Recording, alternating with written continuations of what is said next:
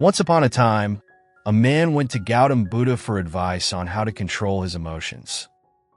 He was struggling with anger and frustration and wanted to learn how to manage them better. Buddha smiled and asked him to sit. Then he said, "Let me tell you a story. There was once a king who ruled over a prosperous land. One day, he decided to visit a neighboring kingdom, where he'd heard the king was famous for his wisdom. When he arrived, he was greeted with great honor, and a grand feast was prepared for him. However, during the meal, the visiting king noticed a fly in his soup. Disgusted, he ordered his servant to bring him a fresh bowl.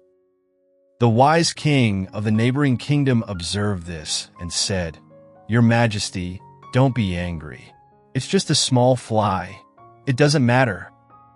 The visiting king, still upset, replied, "I cannot tolerate such things. Even a small fly can ruin my mood."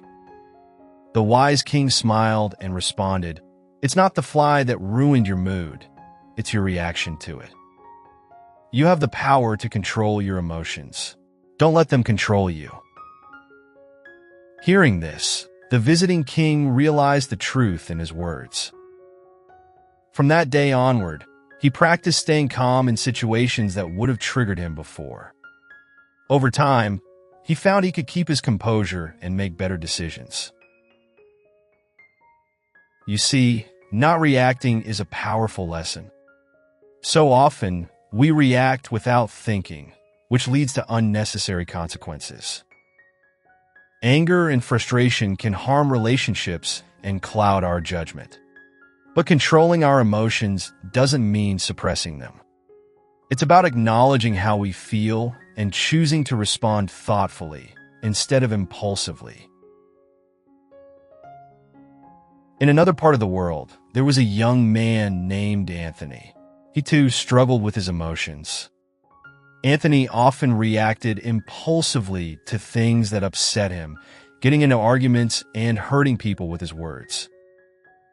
One day, Anthony decided to take charge of his emotions. He realized that his impulsive reactions were causing more harm than good.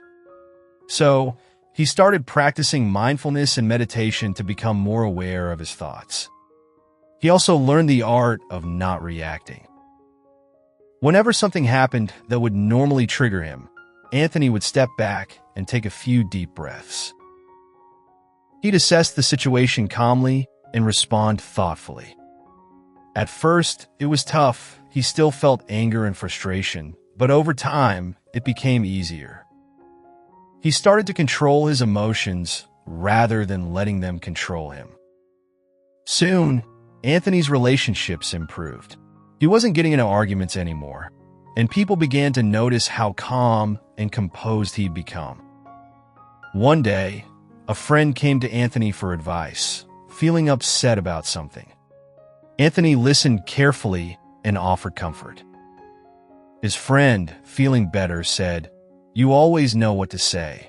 You never seem to get angry or upset." Anthony smiled and replied, "It's not that I don't feel angry or upset. I've just learned to control my emotions instead of letting them control me.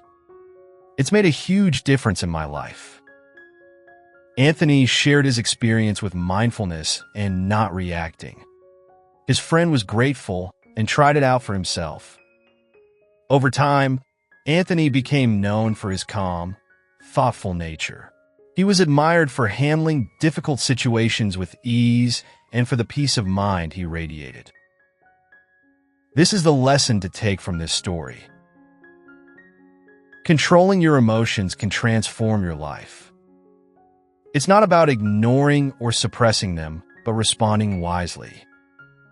When you practice mindfulness and the art of not reacting, you improve your relationships, make better decisions, and find greater peace.